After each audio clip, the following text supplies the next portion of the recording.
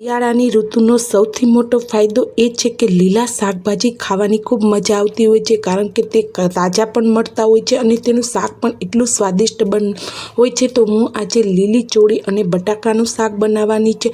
તો મેં આ રીતે સાફ કરી બંને બાજુ ડીટ કાઢી લીધા છે ને ત્યાર પછી આને આ રીતે આપણે સુધારી લીધી છે. ખરેખર જો તમે ઓછા તેલની અંદર આ શાક આ રીતે બનાવશો તો ખરેખર સ્વાદિષ્ટ જ બનશે અને સાથે હેલ્થ માટે પણ એટલું ઉત્તમ છે. તો જરૂરથી શિયાળામાં આ શાક તો ખાવું જ જોઈએ. તો પહેલાં તો મેં ચોળીને આ રીતે સુધારી લીધી છે. ત્યાર પછી આપણે લસણની છે આ રીતે ઝીણી ઝીણી કટકી કરીને સુધારી લેવાનું છે. અહીંયા લસણની કટકી પણ રેડી કરી લીધી છે. ત્યાર પછી આપણે ચોળી બટાકાનું શાક કરવાનું છે. તો મેં એક નાનું બટાકું તો કે ચોળીની અંદર આ રીતે આપણે સુધારી લેવાનું છે.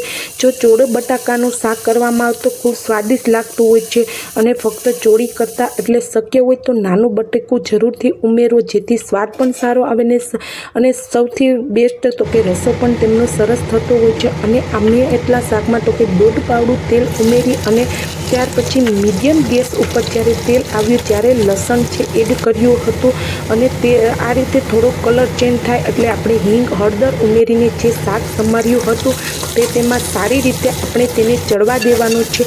જ્યારે ચોળીને તમે તેલમાં સારી રીતે ચડવા દેશો તો તેમનો સ્વાદ ખૂબ સારો આવતો હોય છે. તો તેલની અંદર આપણે 4 થી 5 મિનિમમ એટલી વાર તો ચડવા જ દેવાનું છે. આમ આ શાક જ્યારે તેલમાં સારી રીતે ચડે તો એમનો સ્વાદ પણ ખૂબ સારો આવતો હોય છે. તો આ રીતે આપણી ચોળીનો કલર છે સેજ આવો થાય ત્યાર પછી આપણે છે લસણવાળી ચટણી એડ કરવાની છે. લસણવાળી ચટણીને આપણે તેલમાં જ ફેરવવાની છે વચ્ચેની તરફ અને એકરસ થઈ જાય ત્યાર પછી આપણે બધા શાકમાં મિક્સ કરી અને તેમાં પાણી એડ કરવાનું છે. આ રીતે આપણે જ્યારે તેલમાં ફેરવી તો કાચા લસણની સ્મેલ પણ આવતી હોતી નથી. તો ત્યાર પછી આપણે જરૂરિયાત મુજબ પાણી એડ કરીશું. જો કોઈને રસો વધારે પસંદ હોય તો તે આમાં રસો પણ કરી શકે છે અને રસાવાળું શાક પણ આ ખૂબ સ્વાદિષ્ટ બનતું હોય છે.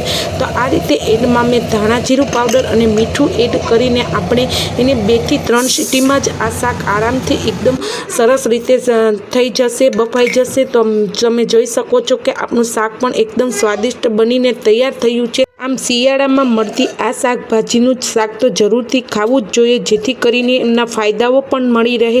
બીજું કે આ પાચન તંત્ર માટે પણ એટલું જ બેસ્ટ છે. તેથી જો આને તમે સિઝનમાં તમે ખાવ તો એમના ફાયદાઓ પણ ઘણા બધા મળી રહેતા હોય છે. વિટામિન પણ ઘણા બધા પ્રમાણમાં રહેલા હોય છે. તો જરૂરથી આ રીતે શાક બનાવીને ખાશો તો તમારું શાક સ્વાદિષ્ટ બનશે અને સાથે સાથે જેમને ના ભાવતું હોય તેને પણ ભાવવા લાગશે. તો જરૂરથી તમે આ રીતે બનાવો.